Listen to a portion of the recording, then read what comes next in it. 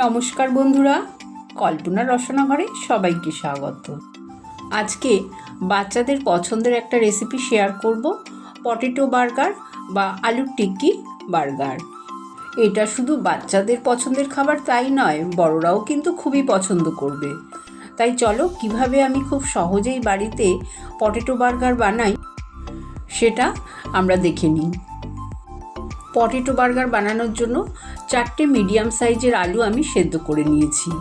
আলুগুলোকে আমি একটা গ্রেটারের সাহায্যে গ্রেট করে নেব। আর গ্রেট করে যদি তোমরা আলুর টিকিয়াটা বানাও তাহলে টিকিয়াটা খুব ভালো হবে। সবগুলো আলু আমার গ্রেট করা হয়ে গেলে আলুর মধ্যে আমি দিয়ে দেব 2টো মিডিয়াম সাইজের পেঁয়াজ কুচিয়ে রেখেছিলাম, দিয়ে দিলাম কিছুটা ধনেপাতা কুচি, দিয়ে দিলাম আর দিয়ে দেব 2টো কুচানো কাঁচা লঙ্কা। ঝালটা অবশ্য তোমরা তোমাদের পছন্দ মতন দেবে, কারণ বাচ্চারা খেলে ঝালটা আর একটু কম দিতে পারো। স্বাদ অনুযায়ী নুন দিয়ে দিলাম, 1/2 চামচ চাট মশলা, 1/2 চামচ লাল লঙ্কার গুঁড়ো আর 1/2 চামচ দিয়ে দেবো গরম মশলার গুঁড়ো।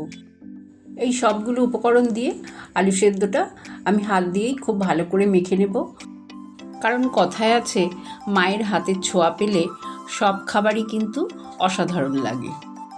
এবার দিয়ে দেবো 2 চামচ কর্নফ্লাওয়ার।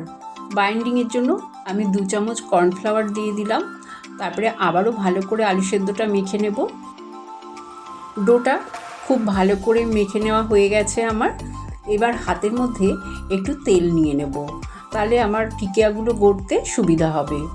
আমি অল্প অল্প করে ডোটা থেকে আলুর পুরটা নিয়ে নেব আর প্রথমে গোল শেপ দিয়ে তারপরে এইভাবে চ্যাপটা করে টিকিয়াগুলোকে গড়ে নেব। আলুর এই টিকিয়াগুলো তোমরা যে যেমন পছন্দ করবে সেই অনুযায়ী বানাবে। কেউ মোটা মোটা করে বানায়, আবার কেউ একটু পাতলাও বানায়। আমি একটু কিন্তু পাতলা করে বানিয়ে নিলাম। একটা বোলের মধ্যে 2 চামচ কর্নফ্লাওয়ার দিলাম আর 2 চামচ ময়দা দিলাম। অল্প একটু নুন দিয়ে দিলাম আর দিয়ে দেব অল্প করে গোলমরিচ গুঁড়ো। তারপরে অল্প অল্প জল দিয়ে একটা ঘন ব্যাটার তৈরি করে নেব।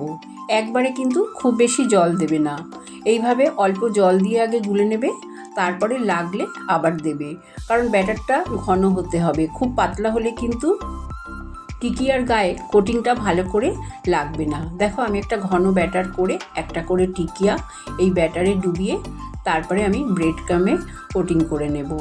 আর ব্রেড ক্রামে কোটিং আমি সিঙ্গেলই করব, ডবল কোটিং কিন্তু আমি করছি না, কারণ টিকিয়াগুলো পাতলা খেতেই আমার ছেলেমেয়েরা বেশি ভালোবাসে। তোমরা চাইলে এটা ডবল কোটিংও করতে পারো। আমার 2টো টিকিয়া গড়া হয়ে গেছে। এবার গ্যাস অন করে আমি ফ্রাইং প্যানে বেশ কিছুটা রিফাইন তেল গরম করতে দিলাম। তেলটা গরম হয়ে গেলে আমি 2টো টিকিয়া দিয়ে দেব।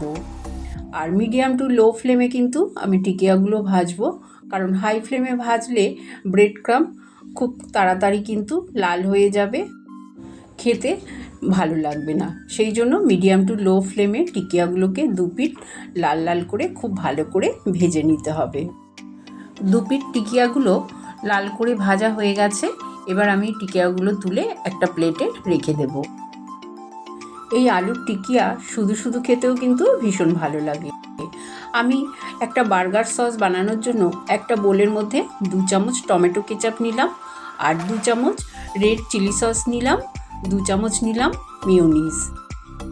এই সবগুলো উপকরণ ভালো করে মিশিয়ে নিলেই কিন্তু আমার বার্গার সস একদম তৈরি হয়ে যাবে। একটা ফ্রাইং প্যান বসিয়ে একটু বাটার দিয়ে দিলাম। বাটারটা মেল্ট হয়ে গেলে বার্গার বানগুলোকে আমি অর্ধেক করে একটু সেঁকে নেব।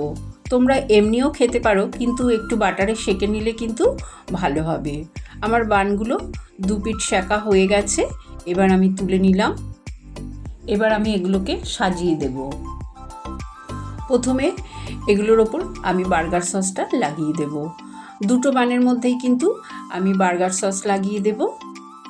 তারপরে একটা বানের ওপর আমি দিয়ে দিলাম লেটুস পাতা আর দিয়ে দেব আলুর টিকিয়া। আমি 2টো টিকিয়া দিলাম, তোমরা চাইলে একটা দিয়েও বানাতে পারো।